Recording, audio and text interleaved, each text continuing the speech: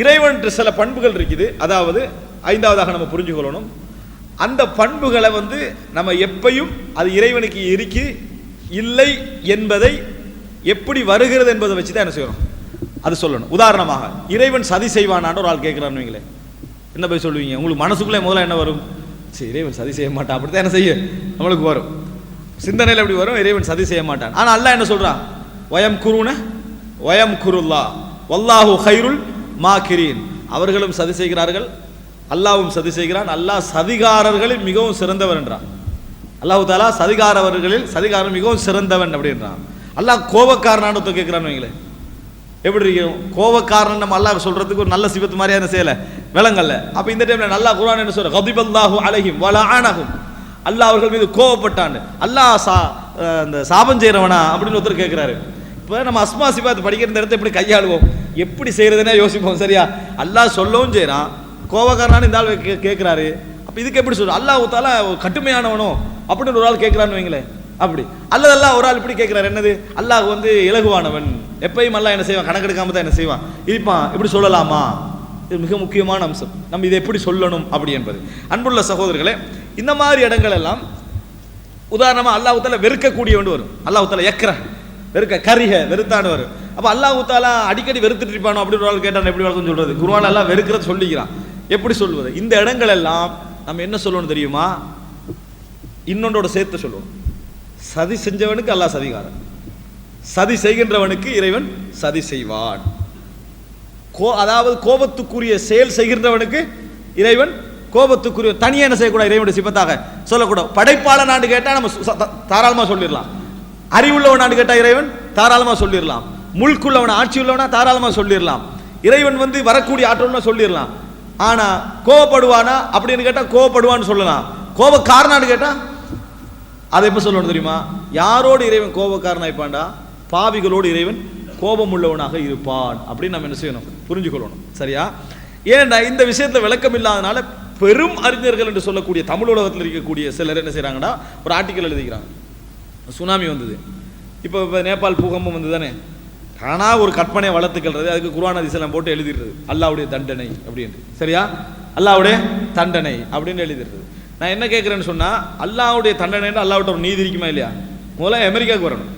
முதலாவது என்ன செய்யணும்? அவன் செஞ்ச அநியாயத்தை விட இல்லைன்னா நம்ம எல்லா இடத்துலையும் பேசுறோம். அப்ப அல்லாஹ் தாலா அநியாயக்காரனுக்கு அவகாசம் கொடுப்பானே, இந்த அநியாயக்காரனுக்கு அவகாசம் கொடுத்துட்டு அந்த அநியாயக்காரன் என்ன அல்லாஹ் தாலா அப்படி கேட்பாங்களா இல்லையா? அப்ப எதையும் நம்ம சரியாக கையாளுதல் இருக்குது. என்ன நம்ம எப்படி அல்லாஹ் விளங்கி வச்சுக்கிறோம்னா, கோபப்பட்டா மனுஷனுக்கு கோபம் வந்து இறக்கம் காட்டிடும். ஒரே நேரத்தில் கோபத்தோட ஒரே நேரத்தில் இறக்கமாகவும் என்ன செய்யலாம், இருக்கல. ஒன்று கோபம் ஒன்று இறக்கம். அல்லாஹ் ஒரே நேரத்தில் மூமின்களோடு கருணை உள்ளவனாகவும் அதே நேரத்தில் காபிர்களோடு கோபம் உள்ளவனாகவும் ஒரே நேரத்தில் இருப்பான். அல்லாஹ்வுடைய சிபத் அது. ஒரே நேரத்தில் கொழுத்து கொண்டும் ஒரே நேரத்தில் தடுத்து கொண்டு இருப்பான்.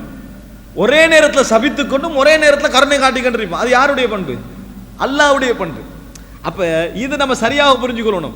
இது அந்த பிரச்சனைக்கு வரல, எப்படி அணுகணும் இறைவனுடைய சிபத்தை அணுகிற விஷயத்துல இந்த விஷயங்களை நம்ம என்ன செய்வோம், அனுபவம் என்பதை நம்ம புரிந்து கொள்ள வேண்டும். அன்புள்ள சகோதரர்களே, இந்த மாதிரி இடங்கள் எல்லாம் அல்லாஹ் குர்ஆன்ல எங்க யூஸ் பண்றா நீங்க பாத்தீங்கன்னா, பாவத்துக்கு எதிராக, சதிக்கு எதிராக, மோசமுக்கு எதிராக, துரோகத்துக்கு எதிராக அப்படித்தான் அல்லாஹ் தஆலா என்ன செய்றான், யூஸ் பண்றான். உதாரணமா அல்லாஹ் தஆலா வஹுவ ஹாதிஉஹும், அவர்களை இறைவன் ஏமாற்றக்கூடியவன் அல்லாஹ் தஆலா சொல்றான். ஹாதி, அவர்களை ஏமாற்றக்கூடிய. அப்ப இறைவன் ஏமாற்றுக்காரன் சொல்லலாமா? நஊது பில்லாஹி மின்னா. அப்படி இல்லை. அதை எப்படி சொல்லணும்? ஏமாற்று வேலை செய்கின்றவர்களை இறைவன் என்ன செய்வான், ஏமாற்றுவான். எனவே இந்த மாதிரி சிபத்துக்களை கேட்டா அதோட சேர்த்து தான் என்ன செய்யணும், யூஸ் பண்ணணும். இறைவன் கடுமையானவனா? வேதனை தண்டனை செய்வது கடுமையானவன். யார? குற்றவாளி. ஷதீதுல் இகாப், யா ஷதீத் என்று துஆ கேட்டக்கூடாது. கடுமையானவனே என்ன செய்யக்கூடாது, துஆ கேட்டக்கூடாது. ஷதீதுல் இகாப் அப்படி என்று சொல்ற இறைவன் கடுமையானவன். யாரோட கடுமையானவன்? பாவம் செய்கின்றவர்களோடு கடுமையானவன். இந்த சிபத்துக்கள் இங்க சேர்த்து சொல்ல வேண்டும். இது நம்ம புரிஞ்சுக்கொள்ளணும். ஆனா இப்ப சதி என்ற சிபத்து, இந்த சிபத்தில் வேற மாதிரியும் சொல்லிக்கிறாங்க. ஒரு 6வது 7வது காய்தாக்கள் அது வரும். அப்ப இது மிக முக்கியமாக எத்தனாவது காய்தா, எத்தனாவது சொல்லி முடிச்சுக்கிறது? 5 காய்தாக்கள். சரியா? 5 நான் ஆர்டர் படி வந்துருவேன், ரிவர்ஸ் பண்ணக்குள்ள நீங்க ஞாபகப்படுத்தணும். ஏன்னா நான் ஒரு தரத்தீபில் போய்கிட்டு. சரியா? அப்ப அதை குறிச்சு வச்சுக்கோங்க. 5 காய்தாக்கள். 5வது மிக முக்கியமான காய்தா, அல்லாஹு தஆலா எதையெல்லாம் அதாவது எதிரான சிபத்துக்களாக சொல்றானோ அது யார் அந்த சிபத்துக்களை செய்வார்களோ அவர்களோடு சம்பந்தப்பட்ட என்பதை புரிந்து கொள்ள வேண்டும். அடுத்ததாக அதாவது ஆறாவதாக இறைவனுடைய சிபத்துக்கள்ல நம்ம புரிந்து கொள்ள வேண்டிய மிக முக்கியமான ஒரு அம்சம் என்னன்னு சொன்னால், அதாவது இறைவனுடைய சிபத்துக்கள் நம்ம எப்பொழுதும் ஹஸ்ர் பண்ணக்கூடாது. நம்ம ஏற்கனவே பார்த்தோம், ஹஸ்ர் பண்ணக்கூடாது. ஹஸ்ரண்டா இறைவனுடைய பண்பு பெயர்களுக்கும் பண்புகளுக்கும் எது இல்லை? வரையறை இல்லை. வரையறை இல்லை. வரையறை இல்லைன்னா என்ன? 99 தான் சொல்லக்கூடாது, 100 தான் சொல்லக்கூடாது, சிபத்துக்கள் இவ்வளவு தான் அப்படின்னு சொல்ற. இறைவனுடைய எதுவும் வரையறை அற்றது. இறைவனுடைய எல்லாமே வரையறை அற்றது. அப்ப நம்ம என்ன புரிஞ்சுக்கொள்ளணும்? இன்னலில்லாஹி திஸ்அத்தம் வ திஸ்ஈன இஸ்மா, அல்லாஹு தஆலாவுக்கு 99 நாமங்கள் பெயர்கள் உண்டு அப்படி என்று சொன்னா அதை நம்ம எப்படி புரிஞ்சுக்கொள்ளணும்னா 99 மட்டும்தான், வேறு இல்லை என்ற அர்த்தம் அல்ல. 99 மட்டும்தான் மஃஹூமுல் அதத் என்று சொல்லுவாங்க. 99 மட்டும்தான். ஜெயிது வந்தான்னு ஒரு ஆள் சொன்னா ஹாமித் வரவில்லைன்னு அர்த்தம் அல்ல. உங்களுக்கு இது எப்படி? ஜெயிது வந்தான்னு சொன்னா ஹாமித் வரல, இப்ராஹிம் வரல அப்படின்னு அர்த்தம் அல்ல. சில இடங்கள்ல தான் மாற்றி வழங்கலாம். சில இடங்கள்ல தான் போன 4 பேர்ல 2 பேர் மவுத் ஆகிட்டாங்கன்னா அடுத்த அர்த்தம், மற்ற 2 பேர் மவுத் ஆகலைன்னு அர்த்தம். இது எல்லா இடத்துலையும் விளங்க இயலாது. இது எல்லா இடத்துலையும் விளங்க முடியும். ஹாமித் வந்தான் அப்படின்னா மற்ற யாரும் வரலன்னு அர்த்தம் அல்ல. அந்த இடத்துல அப்படி என்ன செய்ய முடியாது, விளங்க முடியாது. 99 பேர்கள் இறைவனுக்கு உண்டு என 100 இல்லைன்னு அர்த்தம் அல்ல. 99 பேர் உண்டு. அந்த 99 பேரை நீங்க என்ன செய்ய பாடம் பார்க்கணும். அல்லாஹ் தஆலா 99 தான் பேர் உண்டு என்ற வார்த்தை வந்திருந்தா தான் என்ன செய்யணும், அப்படி விளங்கணும். 99 பேர் உண்டு. யார் மனநம் விட்டு அதை புரிந்து நடைமுறைப்படுத்துகிறாரோ விளங்கிக் கொள்கிறாரோ அவருக்கு அல்லாஹ் தஆலா சொர்க்கம் கொடுப்பான்னு செய்தி நம்ம என்ன செய்கிறோம் பார்க்கிறோம்.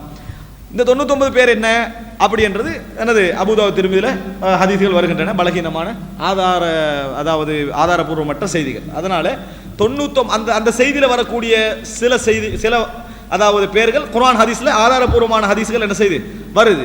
ஆனா இன்னும் சில பேர்கள் அதை என்ன செய்யல, குர்ஆன் சுன்னால சஹீஹான ஹதீஸ்ல இதுல என்ன செய்யல, வரவில்லை.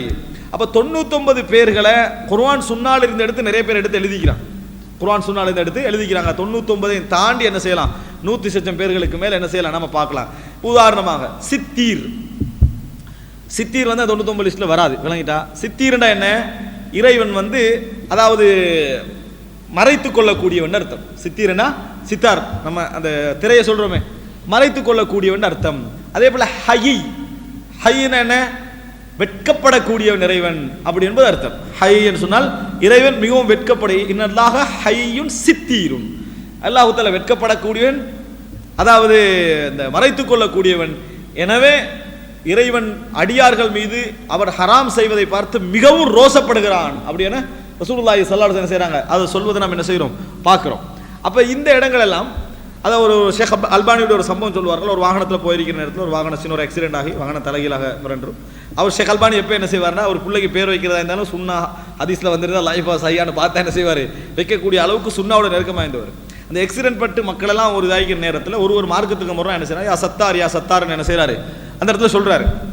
அப்ப ஷேக் அல்பானி அந்த காயங்களுக்கு மத்தியில் என்ன சொல்றாருன்னா, சத்தார் என்பது ஹதீஸ்ல வரல, சித்தீர் என்ற வார்த்தை தான் என்ன செய்யுது ஹதீஸ்ல வருது. ரெண்டும் ஒரே கருத்து. சித்தீர் என்று வருது, அல்லாஹ்வுக்கு சத்தார் என்ற பெயர் இல்லை அப்படின்றார். அப்ப பாருங்க சுன்னால எவ்வளவு கவனமா இருந்துக்கிறார். அந்த இடங்கள்லையும் இறைவனுடைய நாமம் நம்ம சூட்டுற நேரத்தில் ஹதீஸ்ல என்ன செய்யணும், ஆதாரமாக இருக்கணும்ன்றதுக்கு. அப்ப சித்தீர் சத்தார், சித்தீர் சாத்தீர் இந்த ஹதீஸ் எல்லாம் ஹதீஸ்ல என்ன செய்யல, வரல. அப்ப நம்ம சித்தீர் என்ற பேர் தான் ஹதீஸ்ல என்னது வரக்கூடிய செய்தியாக நம்ம என்ன செய்கிறோம் பார்க்கிறோம். அப்ப இதெல்லாம் நம்ம பார்க்க வேண்டிய விஷயம். முஹி, சரியா, முஹில் மௌத்தா அப்படின்னு வரும், வணங்கிட்டானே. ஆனா முஹின்னு தனிப்பேர் இறைவனுக்கு என்ன செய்யல, எங்கேயும் வரல. அப்ப அதனால இறைவனுக்கு என்னென்ன பேர்கள் நம்ம யூஸ் பண்ணிக்கிட்டு ஹதீஸ்ல வாதான முதல்ல என்ன செஞ்சுக்கணும், நம்ம பார்த்து கொள்ள வேண்டும். அப்ப இந்த இடத்துல இறைவனுடைய வார்த்தைகள் ஹஸ்ர் இல்லை, வரையறை இல்லை என்பதை நம்ம 6வது காயிதாவா புரிஞ்சுக்கணும்.